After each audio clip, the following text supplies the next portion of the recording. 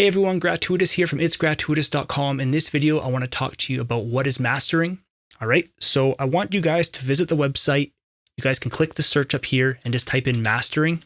All right, hit enter and you guys will see this image and you guys can come to this article, which is about what is mastering in FL Studio. So if you guys want to learn about how to actually master your music with stock plugins, you guys can click this link. It's going to take you to another tutorial that I just did. You can see how to master a song in FL Studio. So this is the image for that. All right. But again, just use the search bar, type in mastering. You guys will find these articles. A couple of things I just want to talk about, what is mastering? Okay. So if you're brand new, you're trying to learn about, what is mastering? Like, what does this all mean? That's what this article is meant for. And I'll also give you an example in this video of a mixed versus a mastered track. Okay. So the first thing I want to talk about is what is the point of mastering? So when you have a mixed song, there's a lot of loud parts and a lot of quiet parts that need to be more balanced, okay? And so when you mix a track, you're just trying to get a nice balance overall, but the mastering process takes that mix and improves upon it by just making it a little bit louder, controlling the peaks, bringing up the quieter parts. But there's also some more things to mastering than just making it loud, all right? And again, you can read more about that right there. But the two golden rules I want to tell you about mastering is that you want to avoid unintentional distortion, so unwanted distortion, and you also want to avoid pumping. And I'll give you an example of that when we get into FL Studio, okay? Now, what does mastering a song actually do? So you can see this image here, okay?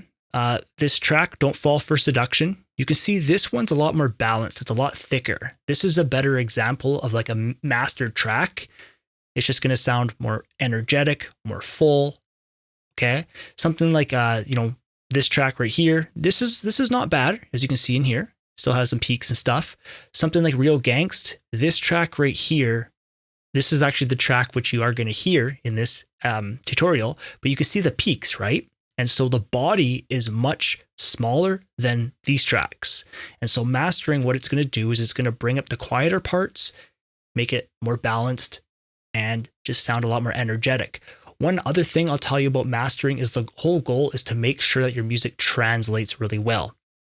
And so what that means is, for example, if you're listening on headphones, earbuds, big speakers, small speakers, you want that music to sound generally the same, all right? So I understand if you have like a big speaker, it's going to sound way bassier, obviously, because it's a big speaker. If you go to a small speaker, it's not going to have that bass.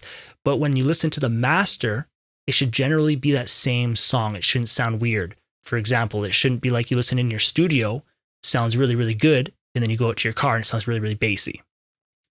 A couple other things I want to quickly talk about in regards to mastering before we hop into some examples is when you were mastering an album, for example, let's say you had 10 tracks on that album, you have to worry about the intro and outro times. So for example, if it goes from one track to the next track, you don't just want it to be abrupt. You want it to be, you want it to fade out and then you want the other track to start. All right, so the intro outro times are important. Also, the volume and EQ balance between the tracks. So for example, let's say the song ends and then all of a sudden, boom, it comes in. It's just super, super loud. So for example, that is where mastering, you're trying to make sure that the volumes are a nice balance. So from one track to the next, as well as EQ balance. So this means that maybe one track was really, really bright and then the next track is really, really dull. And so that is where when we are mastering a track, we could be using EQ to help compensate for just those kind of weird kind of sounds, right? So either it's too loud or maybe it just sounds kind of weird and dull. Okay. One final thing I'll just quickly say is adding in ISRC codes is also something that happens in the mastering process.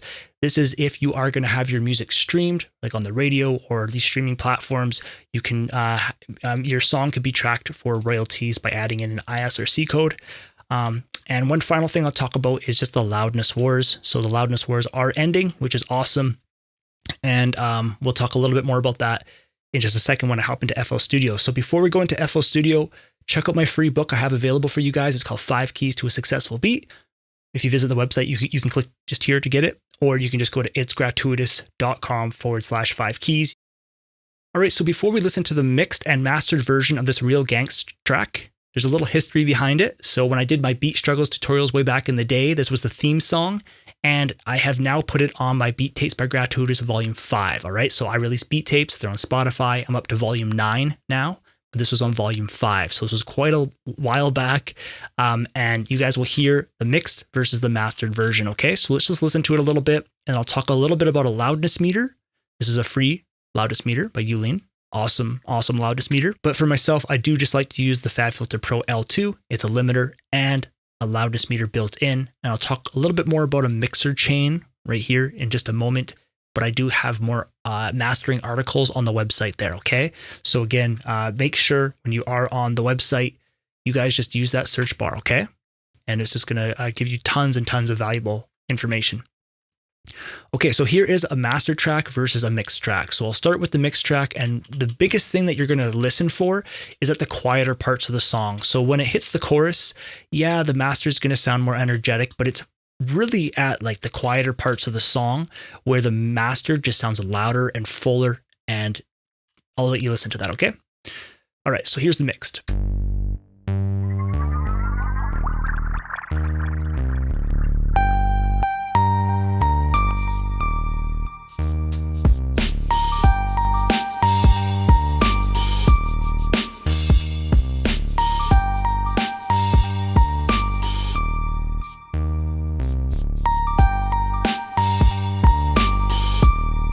You just hear how it sounds more louder and more balanced.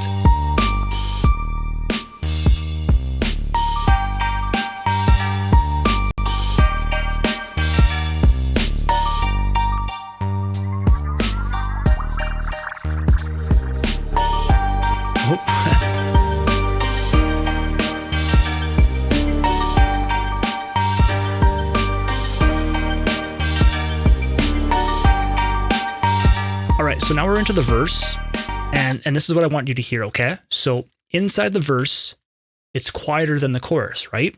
And so with the mastered version, it's just more balanced, and it just kind of flows off of that chorus. It still sounds loud, it still sounds more full, and it just hits hard, right? You go to the mixed version, and it's just kind of lacking that loudness and fullness, and I'll let you listen to that. So this is the mixed from the chorus, so...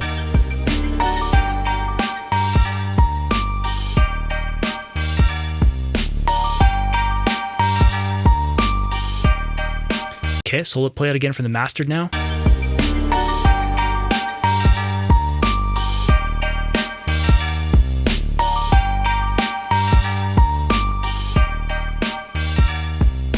Okay, let's just go to a little bit of a quieter part. All right, so around here.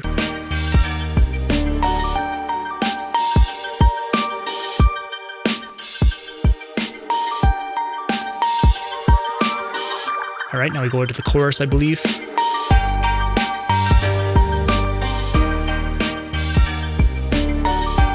So if you listen to like the piano kind of plays its stab, but it's much louder than the track. And whereas the mastered version, it's controlling the peaks and it's adding more like sustain overall to the track, so in other words, the loud parts are being turned down, the quieter parts are being turned up, and you're just getting a much more polished sound. All right, so essentially that is just the basics of mastering, okay? We have our inserts that get routed to the master, and this is where we are now doing mastering. We are using tools like compressors, limiters, clippers, and nowadays it's really important to be using a loudness meter. Again, this is a new trend that's out. I really, really like it. You know, this is the new standard. Everything's more even in terms of just volume when you go to all these different streaming platforms. And so again, you guys can check out the Youlean Loudness meter. So if I hit play here, turn down just a little bit. So this volume is after the effects. Okay, so it's not going to affect this. If you ever want to reset it, you just hit the X.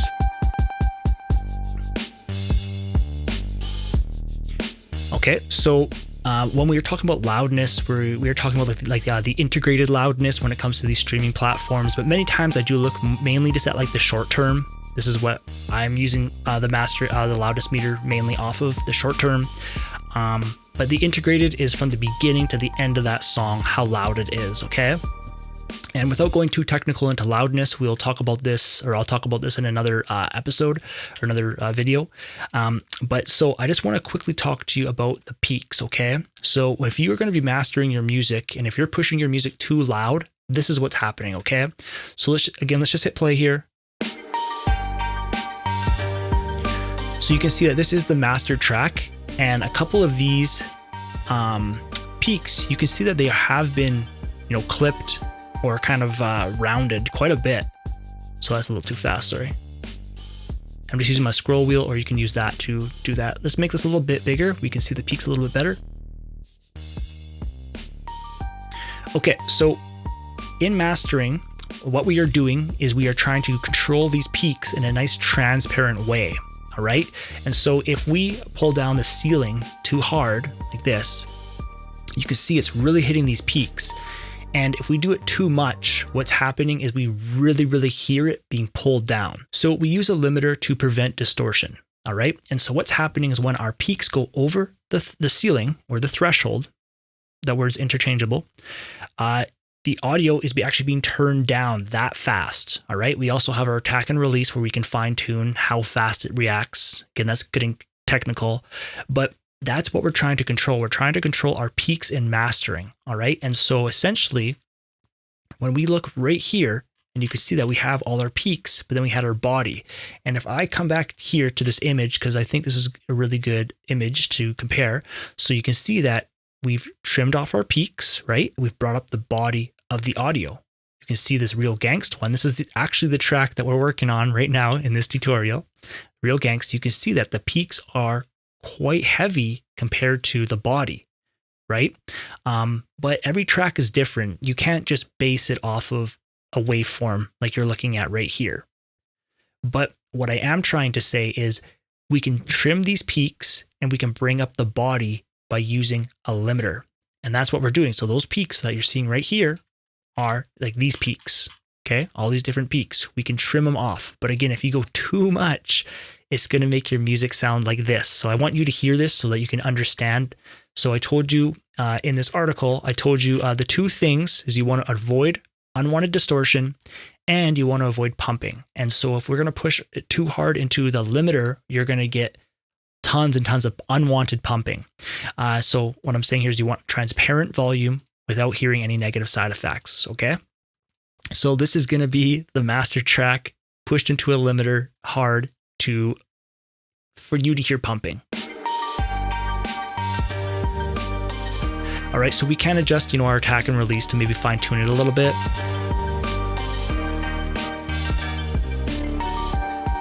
So too much, right?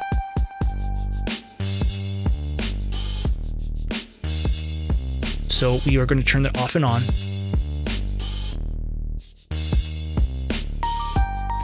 And we'll bring up this master so we can hear it better.